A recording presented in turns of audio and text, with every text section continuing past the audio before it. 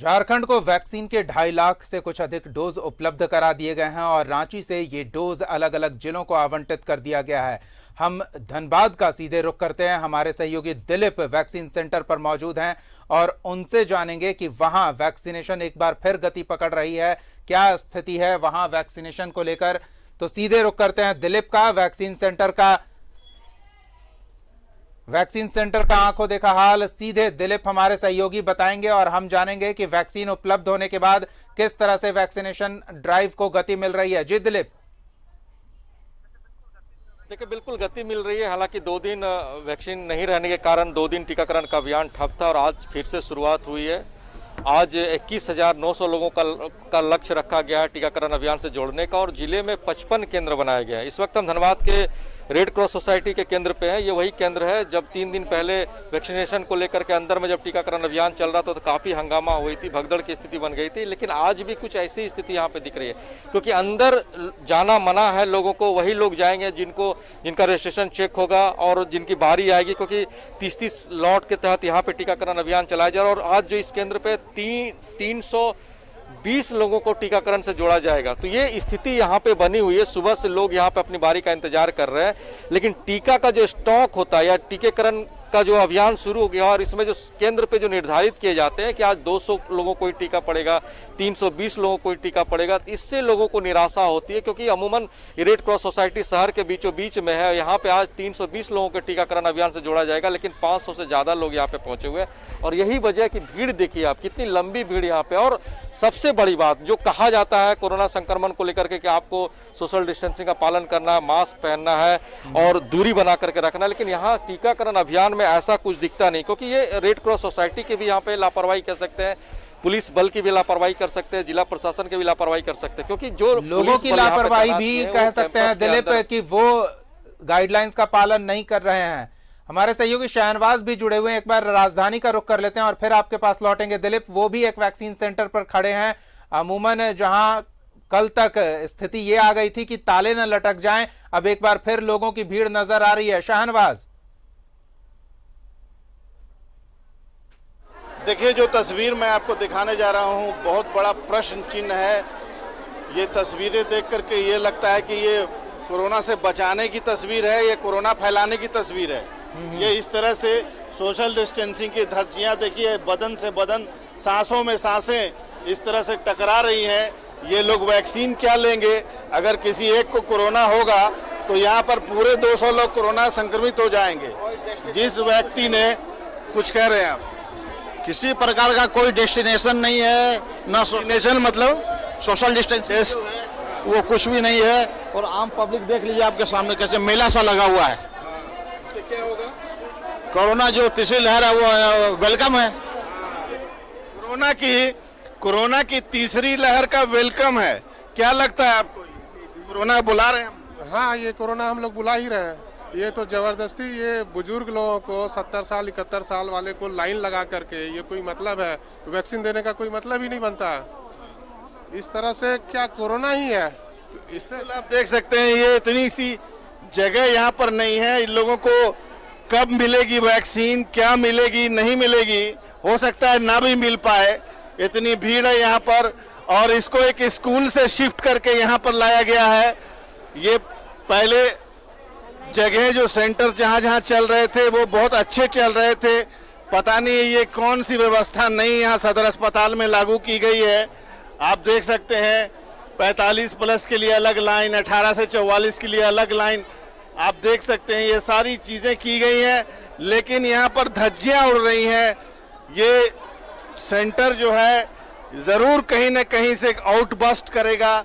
कहीं न कहीं आप सुन लेंगे कि यहाँ पर खड़े खड़े कुछ लोग बेहोश हो गए, कुछ लोग बीमार हो गए और बाद में पता चलेगा कि उनमें से किसी न किसी को कोरोना था। जी बिल्कुल यही नजारा कुछ धनबाद में भी देखने को मिल रहा है। अब किसकी लापरवाही मानी जाए?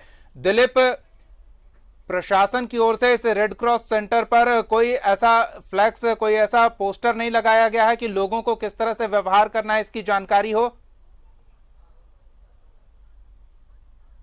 बोर्ड यहाँ पे नहीं चिपकाए गए हैं और जो अंदर रेड क्रॉस सोसाइटी के जो केयर टेकर हैं, जो सदस्य हैं, उनसे भी बात हुई तो वो कह रहे हैं कि बाहर में उनकी जिम्मेवारी नहीं बनती कि लोग कैसे आएंगे। सवाल यह उठता है कि बाहर में आपने गेट बंद कर दिया, बाहर में लोगों को लाइन लगने के लिए कहे हैं और जो 30-30 का लॉट है उस हिसाब से आप अंदर ले जा रहे हैं, तो बाहर की जिम्मेवारी किसकी होगी? हालांकि लोगों के अंदर ये उत्सुकता होता है, तो जब वैक्सीनेशन अभियान शुरुआत होता है, जब टीकाकरण अभियान चलता है, तो उन्हें लगता है कि वो पहले पहुंचे और जद्दोजहद करके टीकाकरण अभियान से जुड़े, क्योंकि कोरोना को मात देने के लिए बहुत कारगर उपाय है। और यही वजह है कि लोग जैसे तैसे खड़े रहते हैं, धक्का मुक्की की भी नौबत आती है और ये तस्वीरें बताती है कि लोगों के अंदर कोरोना को रोकने के लिए कितनी उत्सुकता है, टीकाकरण अभियान से जुड़ने को लेकर। जो व्यवस्थाएं होनी चाहिए वो व्यवस्था मुकम्मल यहाँ पे नहीं दिख रही है। लोग आपाधापी में है, यहाँ पे 2 लाइन लगे हुए, लेकिन बगल में कुछ लोग खड़े हैं गेट पे, उन्हें अंदर जाने की जल्दी है, क्योंकि 330 लोगों को टीकाकरण अभियान से जोड़ना है।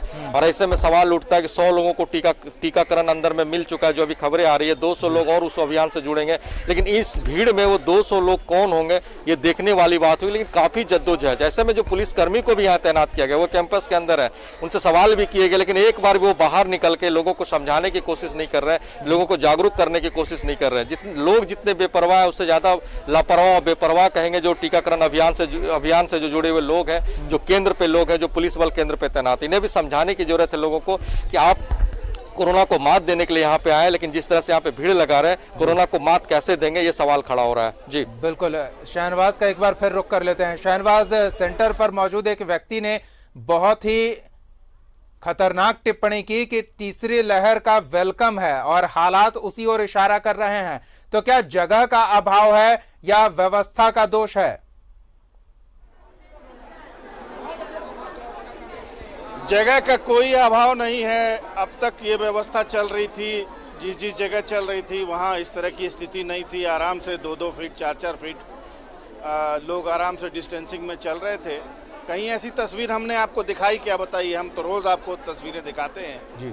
लेकिन ये इस तरह की तस्वीर आज मुझे नज़र आई है इतने दिनों बाद कि अचानक कोई दिव्य ज्ञान प्राप्त हो गया यहाँ के जिला सदर अस्पताल के अफसरों को, यहाँ के डॉक्टरों को कोई दिव्य ज्ञान प्राप्त हुआ है कि यहाँ पर इस तरह की डिस्टेंसिंग के लिए एक छोटी सी जगह का चयन कर लेना और अंदर में बाकायदा इंजेक्शन देना।